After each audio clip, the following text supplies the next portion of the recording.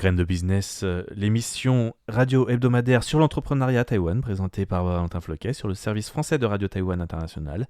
Retrouvez toutes les informations de l'émission sur la page Facebook dédiée, Graines de business, mais aussi sur mon compte Twitter personnel, ValFR84, dans lequel je partage également des informations plus généralistes sur Taïwan et l'Asie.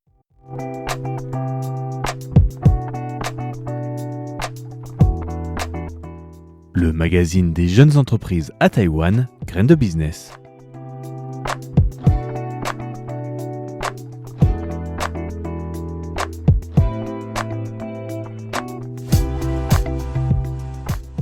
Bonjour à tous, bienvenue sur ce nouveau numéro de Graines de business. Merci à tous les fidèles de suivre cette émission. Cette semaine, on fait une petite, aparté par rapport à l'émission de la semaine dernière, puisque nous avions parlé de Piccolage, cette start-up qui a vraiment vu l'évolution des applications pour téléphone et même encore un petit peu avant pour Facebook, et qui a donc évolué au fur et à mesure, et qui arrive encore à accompagner aujourd'hui et à personnaliser des solutions pour les sociétés, pour les gens, pour les utilisateurs de téléphone, et pour pouvoir faire des montages personnalisés, mais parfois aussi professionnels. On reviendra sur ce sujet la semaine prochaine. Cette semaine, nous allons parler d'un événement qui a eu lieu en fin de semaine dernière, puisqu'il s'agit de Smart Cities Summit and Expo, ou le SCSE, qui a eu une grande popularité, notamment auprès des startups belges. Nous allons parler donc de ces startups belges, mais aussi de l'événement dans son intégralité, pour savoir un petit peu quelle a été la tendance de cette année au niveau des villes intelligentes, et aussi un petit peu de la popularité de cet événement qui tournait bien sûr autour de l'idée du zéro carbone, et d'une ville donc en zéro carbone en 2050. Donc Smart City, c'est une double exposition, puisque il y a bien sûr l'exposition historique qui se déroule à Taipei et qui a eu lieu cette année du 28 mars au 30 mars, mais aussi depuis je crois l'année dernière, ou à peu près 2 ans, la deuxième exposition qui s'inscrit dans l'ouverture vers le sud du développement des technologies et des startups, qui est justement à Kaohsiung, et qui avait lieu donc les 30 mars et 1er avril. Donc voilà pour la mise en contexte de l'événement. Bien sûr, l'événement était très attendu, puisqu'il s'inscrit aussi dans la réouverture des frontières, le premier événement depuis la réouverture des frontières, surtout pour Kaohsiung, et les visiteurs attendus étaient très nombreux, et bien, les startups, pour changer un petit peu, on va dire, qui ont répondu présence, étaient des startups au niveau du monde francophone, en tout cas, étaient des startups belges. Alors cela s'inscrit donc grâce à 2 accélérateurs belges, avec en premier Digital Wallonia, qui est un accélérateur, comme son nom l'indique, représentant la Wallonie, et qui s'inscrit justement dans le bureau de représentation économique de Wallonie, alors que le deuxième est un accélérateur un peu plus privé, puisqu'il s'agit de Finance and Invest Brussels, et qui a également donc présenté des startups. Les 2 entités ont toutes 2 présenté 3 startups chacune. Alors avant de détailler tout ça, nous allons peut-être parler un petit peu des autres pays représentés. Il y avait la Slovaquie avec une dizaine, je n'ai pas les chiffres exacts, mais une dizaine de startups représentées. La Turquie avec 4 startups représentées. La Thaïlande avec beaucoup plus de monde cette fois, avec une quinzaine de startups représentées. La Malaisie avec 4 startups. La Jordanie avec 3 startups. Voilà, donc quelques pays encore, ça reste encore un peu timide par rapport à ce qu'on pourrait imaginer, alors que il y avait aussi des gros noms du business qui étaient représentés, notamment l'accélérateur Zhonghua Telecom 5G, qui avait présenté une dizaine de startups, ou alors encore Qualcomm, qui a présenté à peu près 15 startups, 14 exactement, et enfin United Innovation avec 11 startups. Alors certaines de ces startups ont déjà plus d'expérience que d'autres, puisque il y a par exemple XMite qui a été présenté par Qualcomm, qui est une société qui fait des chargeurs intelligents depuis déjà quelques années. Je les avais déjà vus lors de salons de l'entrepreneuriat il y a déjà 3, 4, 5 ans, et justement un Smart City précédent.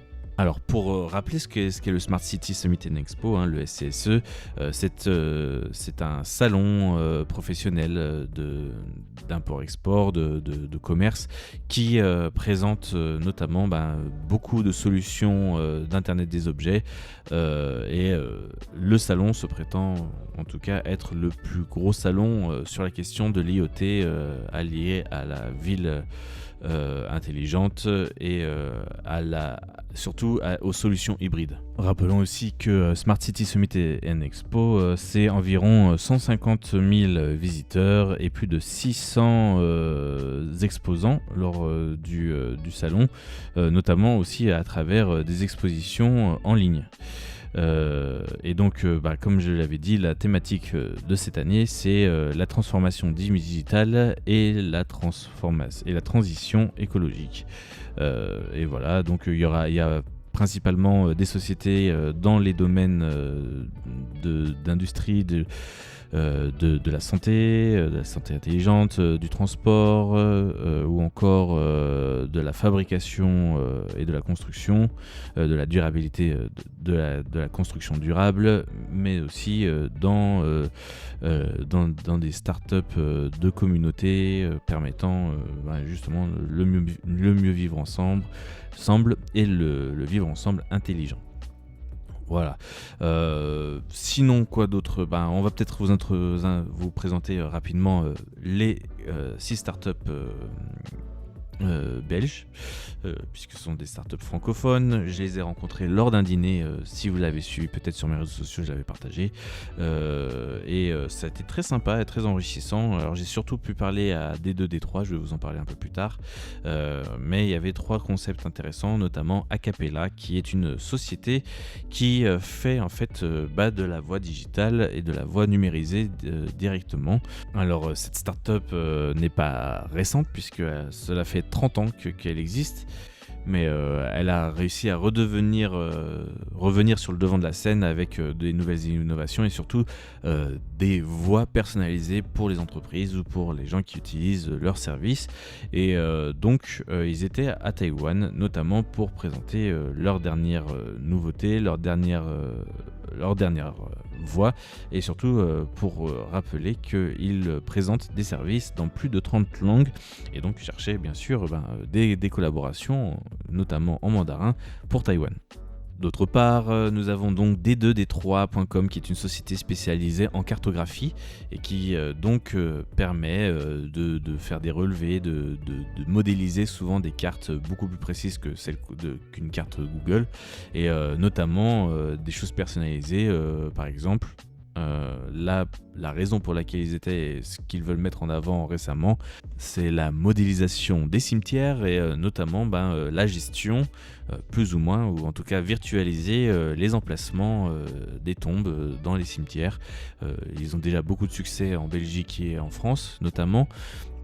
Et aussi au Vietnam, ils viennent de s'implanter et cela fonctionne plutôt bien, et prévoit donc à l'avenir de travailler notamment avec Taïwan pour peut-être développer un système similaire notamment pour les columbariums.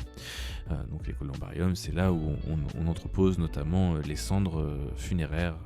Voilà. Bon, c'est un sujet assez compliqué, assez touchy, mais cela est quand même essentiel, et on a toujours un problème d'espace de nos jours pour pouvoir entreposer les défunts, et cette solution donc essaye maintenant d'arriver depuis la Belgique à Taïwan.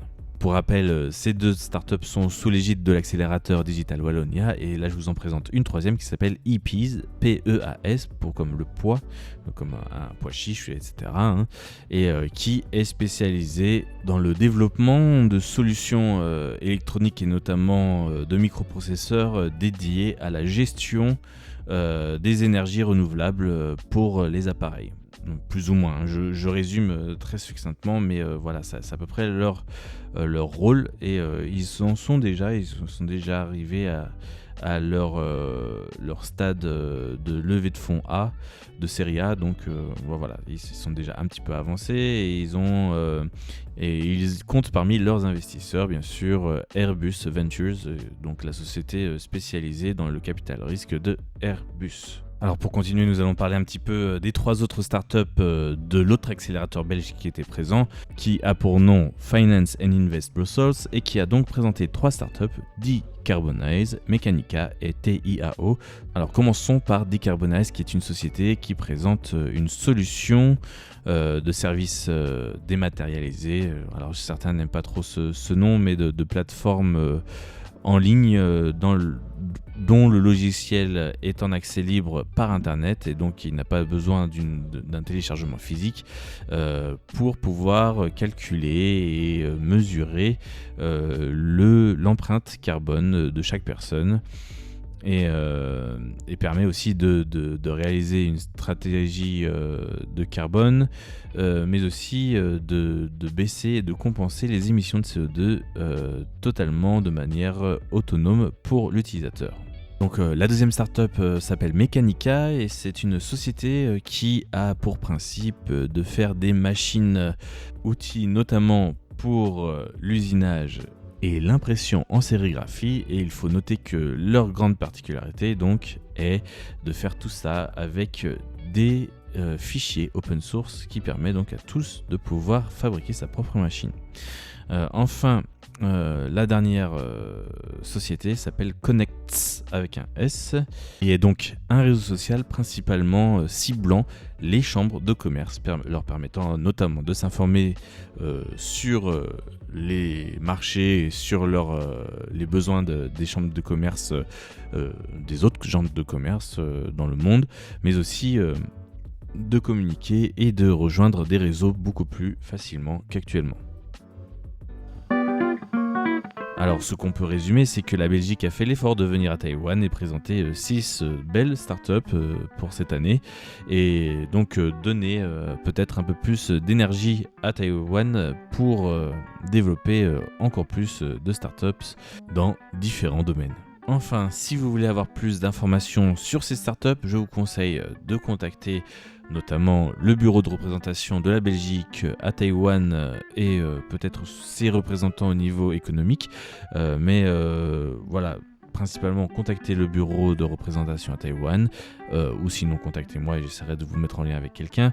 Et si vous avez d'autres questions sur ces startups, je vous invite à chercher un petit peu leur nom, Mechanica, M-E-K-N-I-K-A par exemple, sur internet, et de vous faire une idée des offres, des concepts de start-up qu'ils développent. Voilà donc pour ce numéro de Grain de Business. Merci à tous de l'avoir suivi. Je vous dis à la semaine prochaine pour un nouveau numéro. Bonne soirée, bonne journée à tous.